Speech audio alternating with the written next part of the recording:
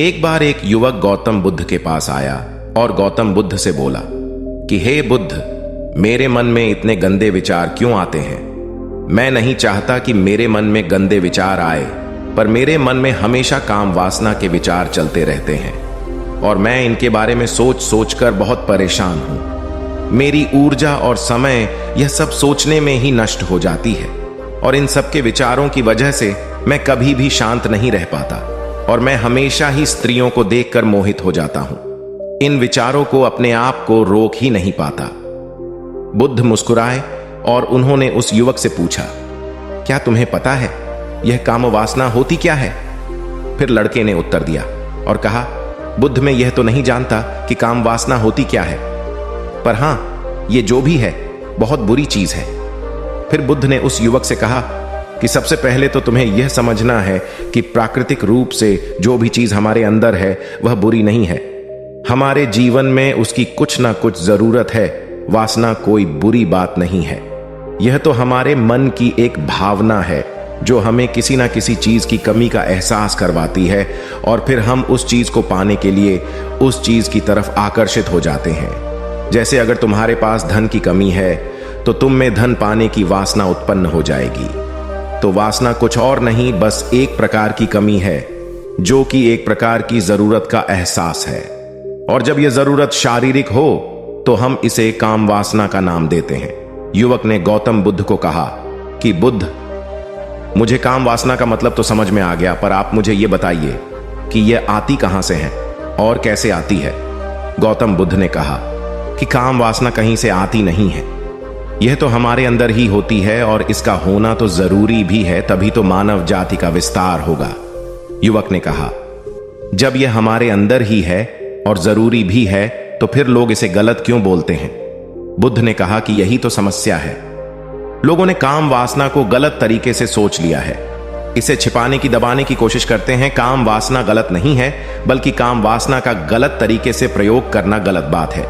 लोग जिससे प्रेम करते हैं बस उसी के लिए जीने लग जाते हैं, उसे पाना ही अपना लक्ष्य बना लेते हैं और उसी के बारे में हमेशा सोचते रहते हैं, पर यह सब गलत है।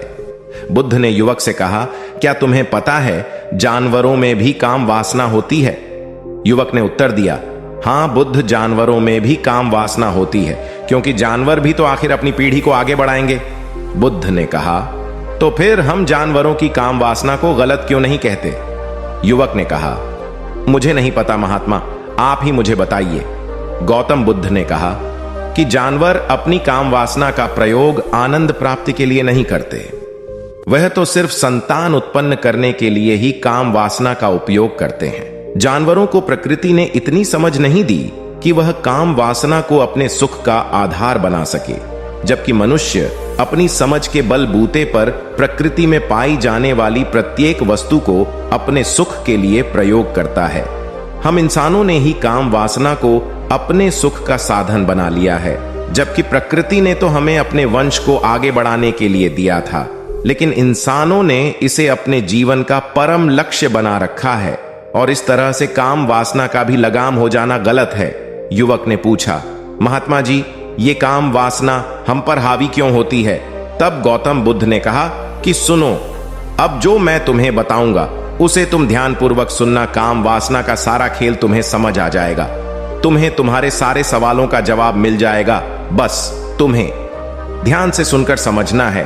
एक बार की बात है, एक आश्रम में गुरु और उनके शिष्य रहा करते थे, जो रोजाना आश्रम के बाहर स्थित गांव में भिक्षा लेने के लिए जाते थे। उस आश्रम का एक शिष्य जिस गांव में भिक्षा लेने जाता था, उस रास्ते में एक नदी पड़ती थी। एक दिन उसने देखा कि एक लड़का पेड़ के पीछे छिपा है। वह उस लड़के के पास गया और उससे जाकर बोला, भाई, तुम इस पेड़ के पीछे छिपकर क्या देख रहे हो? लड़के ने कहा, अरे तुझे नहीं दिख रहा कि मैं क्या देख रहा हूं? तब शिष्य ने नदी की तरफ देखा तो वहां पर कुछ लड़कियां पानी भर रही थीं। वो लड़कियां 14-15 साल की होंगी।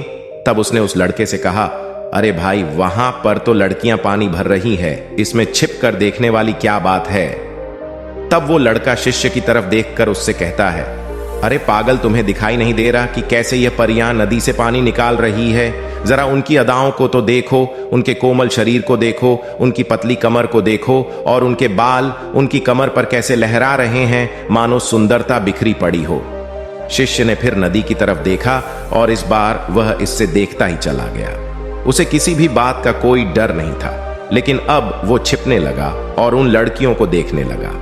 और जब वो छिपकर उन लड़कियों को देख रहा था, तभी वह अचानक अंदर से कांप गया और उसने कहा कि यह मैं क्या कर रहा हूं? मैं जो कर रहा हूं वह सही नहीं है, मुझे यहां से चले जाना चाहिए। और फिर वह जल्दी से वहां से चला गया। वो आश्रम पहुंच जाता है। आश्रम जाकर वो अपने कार्यों में लग गया, लेकिन जो अब भी वह देख कर आया था वहीं उसकी आंखों के सामने बार बार आ रहा था। उसके मन में वही दृश्य चल रहा था।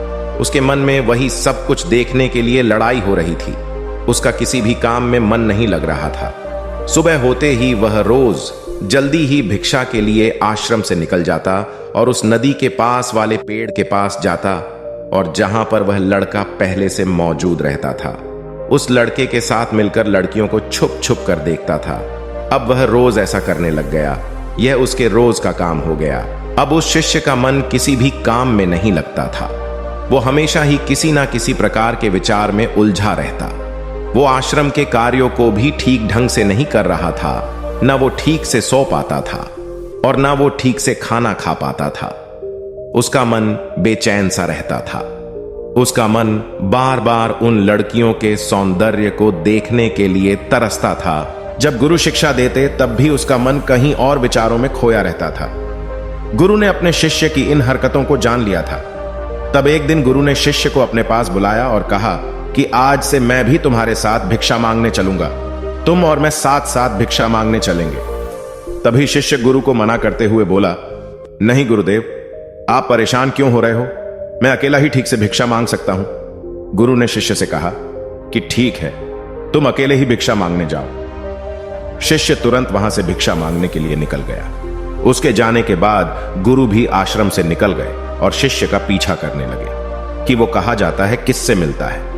यह सब देखने के लिए उसके पीछे पीछे चलने लगे। थोड़ी दूर जाने के बाद गुरु ने देखा कि उनका शिष्य एक लड़के के साथ एक पेड़ के पीछे अपराधी की तरह छिपा हुआ है और छिपकर कुछ देख रहा था।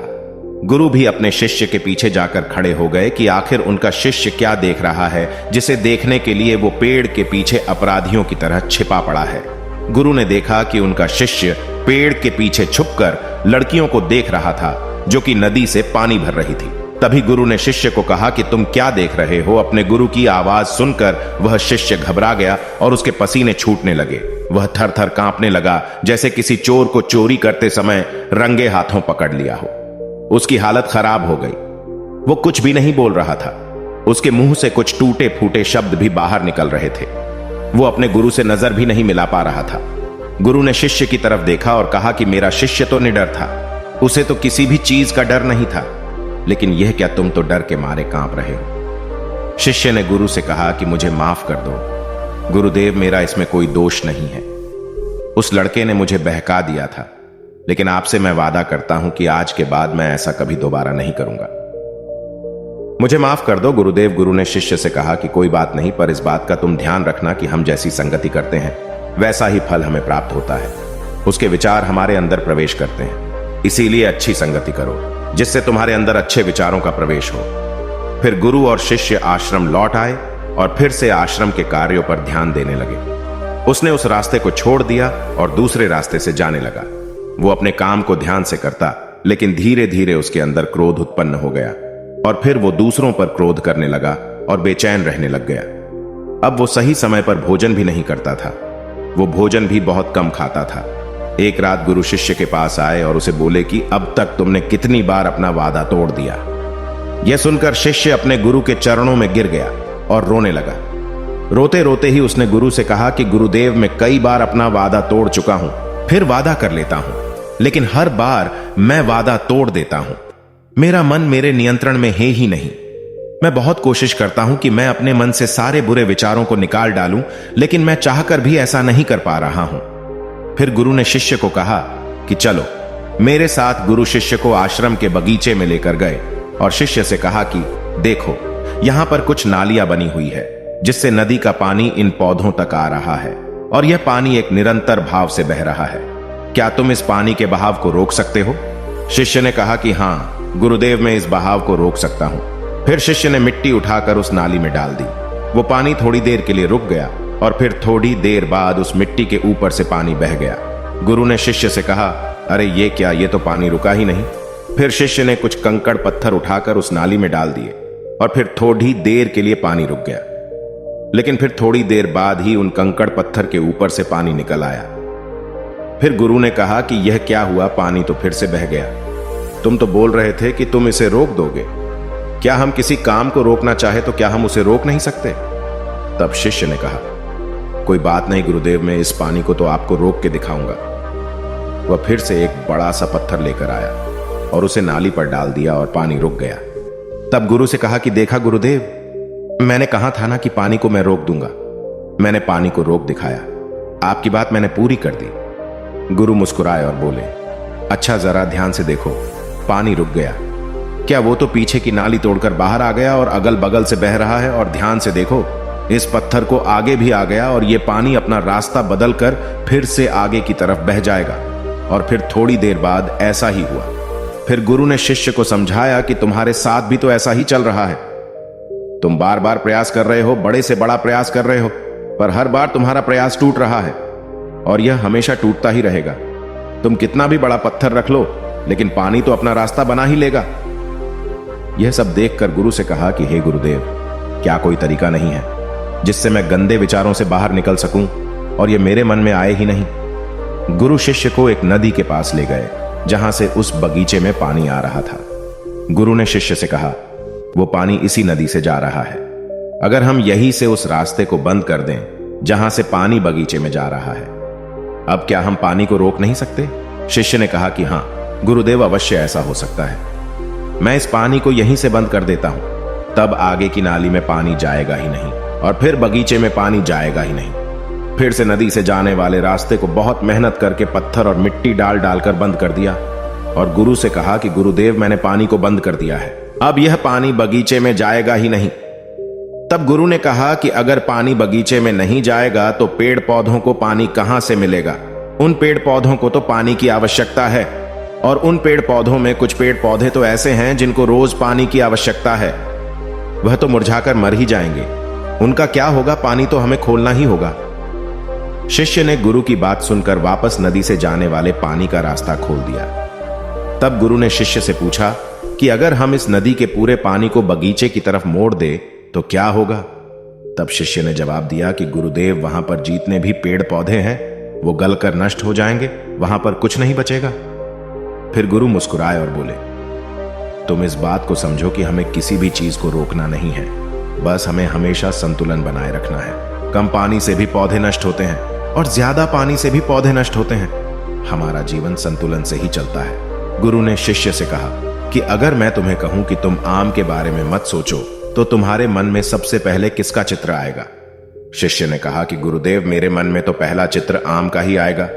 गुरु ने कहा कि जब हम गंदे विचारों को जबरदस्ती रोकने का प्रयास करते हैं तो वह और मजबूती के साथ हमारे अंदर प्रवेश करते हैं और ज्यादा हमारे अंदर उठते हैं। इसीलिए हमें उन्हें कभी भी दबाने की कोशिश नहीं करनी चाहिए। फिर गुरु ने शिष्य को जाते हुए कहा कि हमारे गंदे विचार बुरे लोगों की संगति करने की वजह से भी आते हैं। कई बार क्या होता है कि कामुकता हमारे अंदर होती नहीं है, लेकिन कुछ अश्लील लोगों के साथ रहने की वजह से यह हमारे अंदर हावी हो जाती है। फिर शिष्य ने कहा कि गुरुदेव, आप सही कह रहे हैं, मैं अपने मार्ग से भटक गया था। फिर वो शिष्य उस रात बहुत ही चैन की नींद सोया। सुबह अपने कार्यों को पूरे मन से किया और फिर सुबह वो भिक्षा लेने के लिए उसी रास्ते से गया जहां वह लड़का आज भी पेड़ के पीछे छुपकर उन लड़कियों को देख रहा था। वो शिष्य नदी पर गया जहां वह लड़कियां पानी भर रही थीं। उसने उन लड़कियों से पानी मांगा। उन लड़कियों में से एक लड़की ने उसे पानी पिलाया और उस सन्यासी शिष्य के चरण छुए। शिष्य ने उसे आशीर्वाद दिया कि तुम्हारा कल्याण हो। उसका मन सकारात्मक ऊर्जा से भर गया। उसके चेहरे पर मुस्कान आ गई थी, जैसे कि उसे कुछ खोया हुआ वापस मिल गया हो। वह वापस अपने रास्ते से जाने लगा। तभी पीछे से वह लड़का आ गया जो पेड़ के पीछे छुपा हुआ था। वह शिष्य के पास आया और बोला कि क्या बात है, आज तो तुमने नजदीक से दर्शन कर लिए, तुम तो मुझसे भी आगे निकले। तब शिष्य ने कहा कि हम हमेशा दूसरे के दर्शन करने में ही व्यस्त रहते हैं, अपने दर्शन कर ही नहीं पाते। तुम कब तक इस पेड़ के पीछे छुपते रहोगे? किसी को पसंद करते हो तो उससे बोल दो, अगर वो भी तुम्हें पसंद करती है, और शादी कर लो। पर उससे पहले तुम कुछ बन जाओ तथा अपने आप को पहचान लो। ऐसे अपना समय बर्बाद मत करो। फिर वह लड़का रोज उससे मिलने लगा और उस लड़के ने नदी पर जाना छोड़ दिया। और फिर वो लड़का अपने जीवन में कुछ बनने के लिए संघर्ष करने लगा। तो तुमने देखा संगति का असर क्या होता है। अपनी संगति बदलो, अपने विचार बदलो। बुद्ध ने युवक से पूछा कि क्या तुम्हें तुम्हारे सारे सवाल। आपका बहुत बहुत धन्यवाद। तब गौतम बुद्ध ने युवक से कहा कि जब तुम्हारे मन में गंदे विचार आए तब आप अपने आप को दोषी मत मानो। यह शरीर है और यह सब इसमें हजारों वर्षों से सीखा है। यह केवल तुम्हारे सोच लेने से, शपथ लेने से यह टूटने वाला नहीं है, लेकिन तुम्हारे पास वो शक्ति है और वो ऊर्जा है जिसका तुम्हें संतुलन बनाए रखने के लिए उपयोग करना है। तुम एक जीवित ऊर्जा हो जो कुछ भी अनुभव करने के लिए स्वतंत्र हो, जो कुछ निर्माण करने के लिए स्वतंत्र हैं। इसीलिए तुम अपने आप को पहचानो। दोस्तों, आपको यह कहानी कैसी लगी हमें कमेंट करके जरूर बताना, और ऐसी ही और कहानियों के लिए सब्सक्राइब का बटन जरूर से दबा देना।